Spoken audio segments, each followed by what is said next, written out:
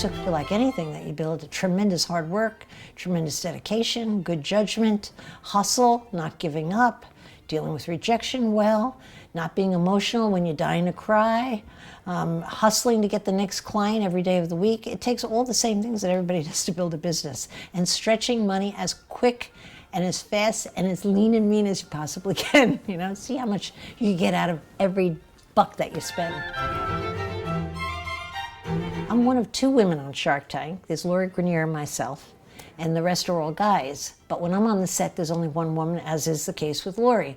And I have always been the only woman in almost everything I've done. And a lot of people think that might be a disadvantage. Let me tell you, it was a great advantage, because I wore hot red suits, wore hot pink on an occasion. I had micro mini skirts on, and when I walked into a room, everyone knew I wasn't a man and I was noticed. I didn't care, as long as I was noticed.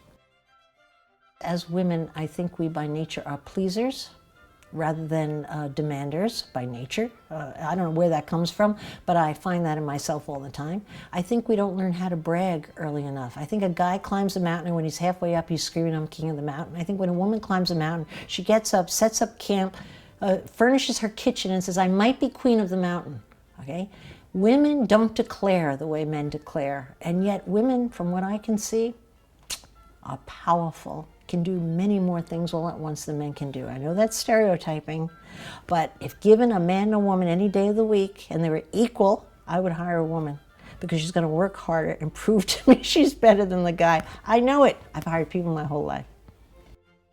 No advantage in blending in if you're a competitor. All it does is it makes you one of a bunch of other people, all right? But if you can stand apart from any pack, even if it's tasteless, and I have to tell you, on many occasions I was frankly fairly tasteless with the way I did things, but people remember you. And if they remember you, you have occasion to perhaps have them call you. And so no, I'm all for standing apart from the pack. You know, when you're in business for yourself, you make up your own rules. And you are allowed to make up your own rules. Think of the freedom of that and how you could write your own little dream, and that's exactly what I did. Well, thinking outside the box is a cliche that I think everybody's tired of hearing. I don't really see it that way. I think of it as trying one last time to try to figure out an angle that you could work to succeed at something that was a failure.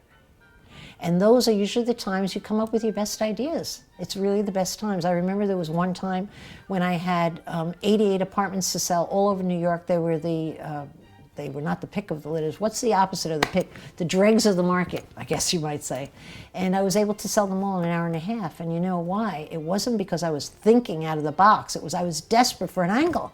And so I just thought of mimicking a puppy sale when there aren't enough puppies to go around. I priced them all alike, and I had 200 people waiting in line because they didn't think there were enough to go around. And so they all snapped those ugly old apartments up in a jiffy, simply because they knew there were another 150 people in line who really wanted them and they couldn't get them. So I don't think that's thinking out of the box. Everybody said that was genius marketing. I remember the papers, genius marketing. It wasn't genius marketing. I was just trying to figure an angle and make a buck and stay in business. And that's usually when you come up with your best ideas, in those desperate hours when you're trying to try one more thing because nothing else has worked. You need that kind of pressure to think outside the box, if you want to call it that. My advice to women is give up on trying to have it all. If you give up on balance, it's very freeing. My whole idea of balance, say, is so simple. I leave my cell phone at the door when I come in at 6 p.m. sharp, and I don't look at it till 7:30 the next morning. And you want to know, that one action does more for me mentally than anything else. Because guess what? It will all wait for you for business, and then when I'm at business, I don't do anything having to do with personal. I just build an iron wall. So balance, all I know is it saves my sanity and gives me a life.